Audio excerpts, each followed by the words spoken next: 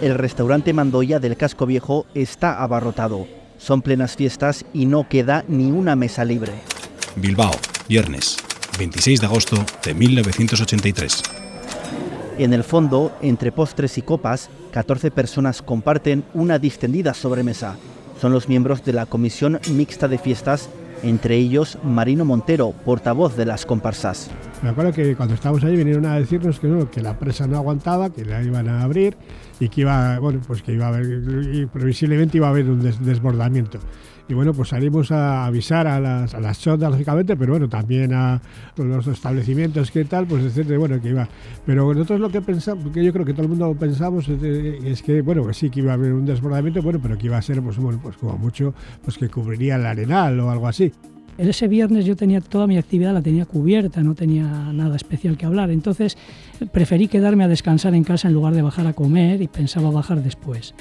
Me llamaron a casa, creo que por orden o el propio concejal Julián Fernández, y me dijeron, oye, bájate corriendo porque tenemos que organizarnos porque parece ser que hay previsión de unas... Entonces no se decía inundaciones, ¿no? Es una pequeña riada, que se va a desbordar la ría, vamos. Su compañero, José María Amantes, cogió lo justo para salir de casa y se dirigio al centro. Me bajé por Hurtado-Amézaga y ya cuando llegué al puente del Arenal fue cuando vi la ría ya personalmente, como venía. Me di cuenta que iba a ser una tarde, noche y siguientes horas muy moviditas. Bilbao está a punto de quedar incomunicado bajo el agua, pero con la oportunidad de poner fin a una época y comenzar otra.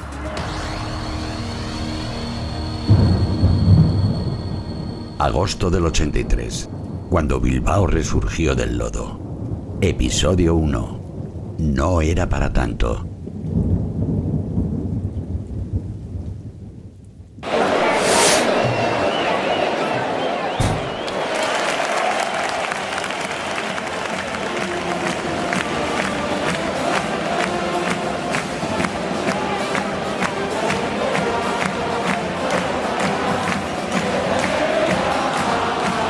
Aste Nagusia literalmente en euskera significa semana grande, pero Aste Nagusia es mucho más que eso, porque es la semana más importante festivamente hablando, no solo de Euskadi, sino de buena parte de todo nuestro entorno cercano y no tan cercano. Son unas fiestas con miles y miles de personas que pueden disfrutar de actividades en la calle. No hay otras fiestas parecidas a estas.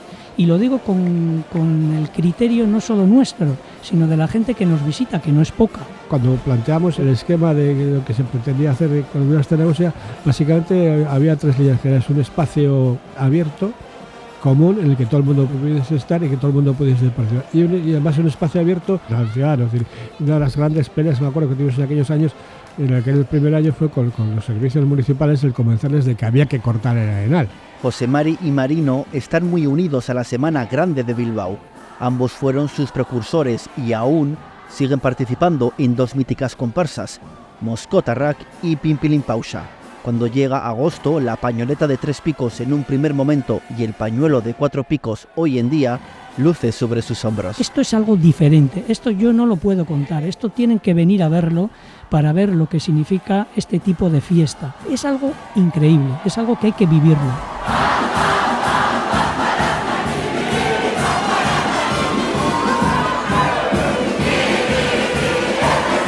Por el año 83, las fiestas de Bilbao ya tienen un programa de lo más variado.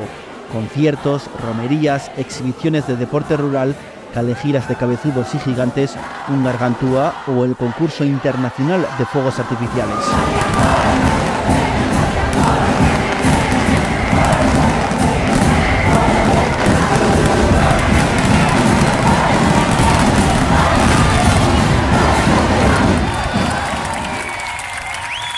Y entre todos estos actos se pasea ella, una recién nacida Marijaia, la muñeca rubia y de ojos azules, con los brazos en alto, que acoge a todo el mundo en la fiesta.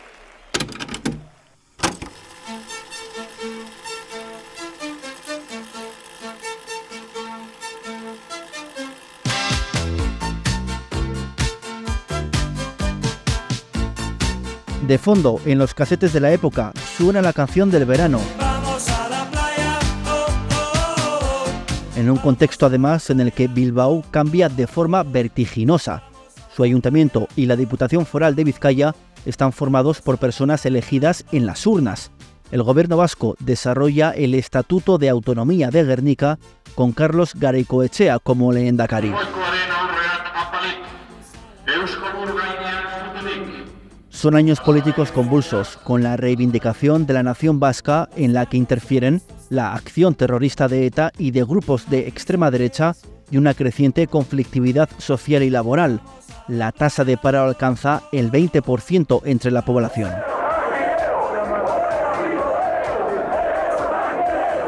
Socialmente estábamos atravesando un momento importantísimo para el país, ¿no?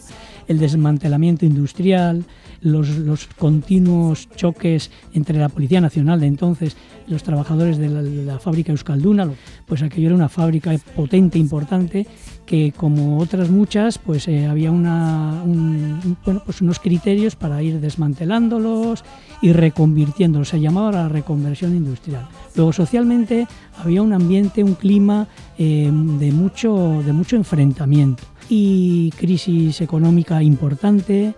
En fin, estamos atravesando un momento muy delicado. El coche es el principal protagonista frente al peatón. El urbanismo se desarrolla de forma salvaje, con falta de servicios básicos en muchos barrios, como luz, agua o carreteras asfaltadas. La villa crece a espaldas de la ría. Las imponentes fachadas de las majestuosas viviendas del ensanche no miran hacia ella. La ciudad ha ido siempre invadiendo la llanura del Nervión, la llanura de desbordamiento. O sea, todos los ríos tienen un régimen irregular y entonces tienen en régimen de sequía, pues tienen un cauce mucho más estrecho y cuando llueve fuerte tienen el cauce es mucho más amplio. Bueno, pues cualquiera que se pasee por Bilbao puede ver el pasillo que le han dejado al Nervión para discurrir. Es muy estrecho y entonces cuando el río crece, agua lleva y arrasa con todo. La planificación urbanística ha sido siempre invasiva. Bilbao necesita un impulso para la búsqueda de otro modelo de ciudad. Margarita Martín entró en la Agencia Estatal de Meteorología como fruto de un refuerzo de los medios de prevención llevado a cabo tras las inundaciones. Ahora es su delegada en Euskadi. El anterior delegado de AEMET, entonces no se llamaba AEMET, se llamaba Instituto Nacional de Meteorología, INM, hizo un informe que revolucionó todo el INM porque señaló todos los fallos que obviamente se sabía que existían, pero nadie había tenido el valor de señalarlos. Inmediatamente después se convocaron unas oposiciones para conseguir personal en septiembre del año 83. Las oposiciones fueron en junio del 84 y en esas entré yo. O sea, yo entré indirectamente a consecuencia de las inundaciones de Bilbao, porque esto fue un revulsivo. Iñaki Antigüedad es profesor y catedrático en hidrogeología en la Universidad del País Vasco.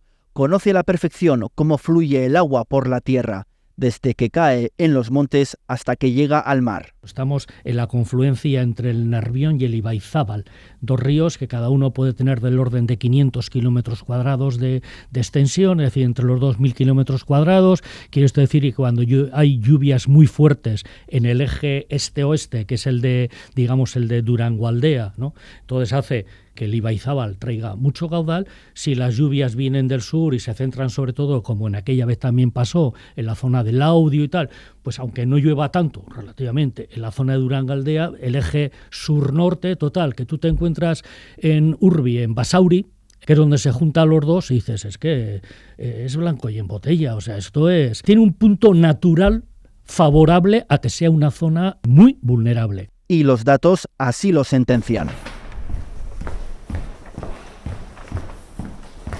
Una preguntita. ¿Para el archivo municipal? Sí, mira, coges aquí el ascensor y el pasillo luego a la izquierda. Vale, venga, eskerrik asko. Los registros municipales recogen que desde el siglo XV Bilbao ha sufrido 14 inundaciones catastróficas, además de otras más pequeñas. Los siglos XVI y XVII fueron secos y fríos y no hubo apenas riadas. Sin embargo, a partir del XVIII, a causa del calentamiento por el desarrollo industrial, se registraron más, y bastantes más. en los siglos XIX y XX. Dicho de otra forma, la capital vizcaína sufre 4 grandes inundaciones por cada 100 años. Inundaciones ha habido desde la época de Noé, al menos. Llámesele como se llame, pero decir que las inundaciones en origen son un proceso natural y que además digamos que tienen una consecuencia positiva, porque de hecho las llanuras de inundación que llamamos son muy fértiles, precisamente porque es donde el río en sus avenidas deposita sedimentos. Sin embargo, riadas como en la del año 1983 en Bilbao, no ha habido ninguna.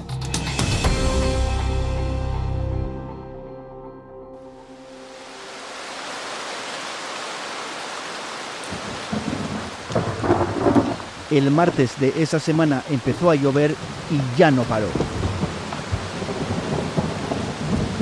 Entre el día 22 y el día 27, en la cabecera del Nervión se acumularon unos 350 litros. O sea, zonas de Llodio, Amurrio, unos 350 litros. Y en la desembocadura, o sea, en Bilbao, en el aeropuerto, en Sondica, 450. De los cuales 250 cayeron entre la tarde del 26 y las primeras 8 horas del día 27. 250 litros en ese periodo de tiempo que no llegaba a 24 horas. No se suspendía ningún acto, estaba celebrando todo. Y bueno, en Bilbao estamos acostumbrados, no sé qué. De hecho, incluso hay una anécdota curiosa, es decir, el día anterior de las inundaciones, en la Plaza de Toros, en Vistalegre, Espartaco toreó, y además toreó muy bien, con el agua por encima de los tobillos, y no se suspendió tampoco aquella corrida. De hecho, Pimpilipaso le dio el premio al inventor de la tauronáutica por haber hecho por aquella faena.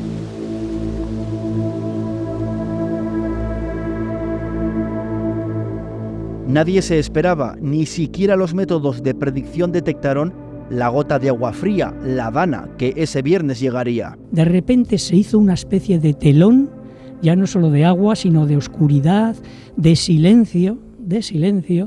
Esto lo contaba también Maribí Bilbao Goyoaga, la actriz, en alguna de sus intervenciones. Increíble, o sea, se veía que ahí iba a pasar algo serio, no sabíamos la dimensión. Una oscuridad total, de repente se oscureció completamente el suelo como si fuera de noche. En aquella ocasión se dijo que los topes de las nubes de tormenta rompieron la tropopausa. La tropopausa en verano en nuestra zona es la capa que separa la troposfera de la estratosfera. La troposfera es el aire que respiramos nosotros y la estratosfera ya tiene unas características distintas. Pues esa capa, que es la que separa la troposfera de la estratosfera, que se llama tropopausa, se rompió por el empuje ascendente de los vientos que había dentro de las nubes de tormenta, de tan violentos que eran, y se cree que llegaron a 16 kilómetros de altura, esas nubes de tormenta.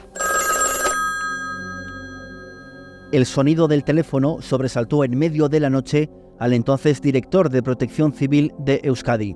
Ricardo Labegoya dormía en su casa de Vitoria. El primer aviso concretamente fue alrededor de las 5:30 o las 5 de la mañana y me avisaban de la Ertzaintza, concretamente, el centro de coordinación del centro de comunicaciones de la Ertzaintza, que había unas personas en Isasondo, en un caserío, y que estaban en el tejado y el caserío estaba inundada y que estaban con un vehículo pues que no podían acercarse. En el primer aviso no éramos conscientes de lo que se venía. Sí que había que movilizarse, pero no de lo que se venía. La primera tromba de agua cayó en el interior de Guipúzcoa, en municipios como Zumárraga, Legazpi, Oñati o Vergara, cantidades de hasta 160 litros. Minutos más tarde paró de llover en este territorio.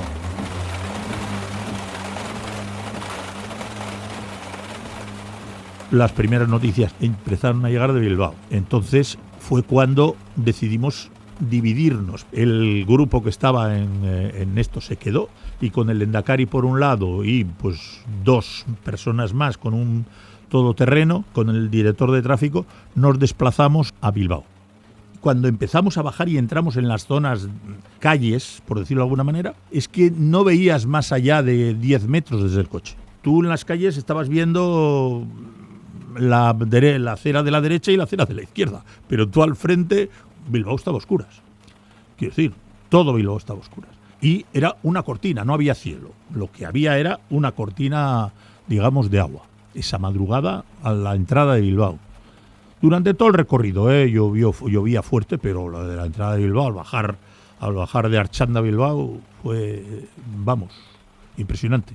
Se dirigían a duras penas al Palacio Chávarri, sede del gobierno civil de la época, lo que es la actual subdelegación del gobierno. Bilbao comenzaba a colapsarse. Para cuando llegaron a la Plaza Moyúa, esa mesa corrida del restaurante Mandoya, en el casco viejo, ya estaba vacía, con cafés y copas a medio acabar. Evidentemente, lo primero, muchos de nosotros tuvimos que ir a las chondas a poner orden allí o a intentarlo, y otros, como yo, por ejemplo, pues a mí me mandaron a uno de los puntos también conflictivos. Lo que hoy está cerrado en la estación de Santander, la estación de la Concordia, debajo había una estación, todavía se ven ahí los vestigios, estación Bilbao-Santurce, estación de tren. Era una estación muy populosa, muy tal. Entonces ahí había mucha gente acumulada en el balconcillo que da a la ría viendo el panorama, pero es que la ría seguía subiendo y subiendo y subiendo. Nos habían advertido que venían muchos productos inflamables y nosotros fuimos a intentar echarles, pero éramos unos chavales y claro, no nos hacían ni caso. El Teatro Rega entonces tenía un café y una terraza que además funcionaba muy bien, que pues después ya se hizo una escalera y se acabó aquel café. Entonces una de las cosas que más costó es convencerles a los camareros de que tenían que salir. Es decir, que el agua puede subir y os puede pillar dentro y luego a ver cómo salir. Pero bueno, pero tampoco hubo esa sensación de que iba a ser para tanto. Lo que pasa es que ya casi, pues eso, desde a las 5 o 6 de la tarde ya se empezó a ver que el agua subía mucho más de lo que nosotros nadie nos habíamos imaginado. Va a pasar algo, no sabemos cuánto, pero va a pasar algo, se va a desbordar la ría y hay que retirar todo lo que se pueda de las chondas. Claro, la gente te decía, pues sí, no será para tanto, ¿no? Pues ala. Todavía es viernes, 26 de agosto del 83. Lo peor está por llegar. Agosto del 83, cuando Bilbao resurgió del lodo. Un podcast de Radio Bilbao. Idea original y narración, Gonzalo Loza. Asistente de grabación, Leire Isunza. Diseño sonoro, Iñaki Mardones. Con la colaboración de la redacción de los servicios informativos y del Departamento de Documentación de la cadena SER.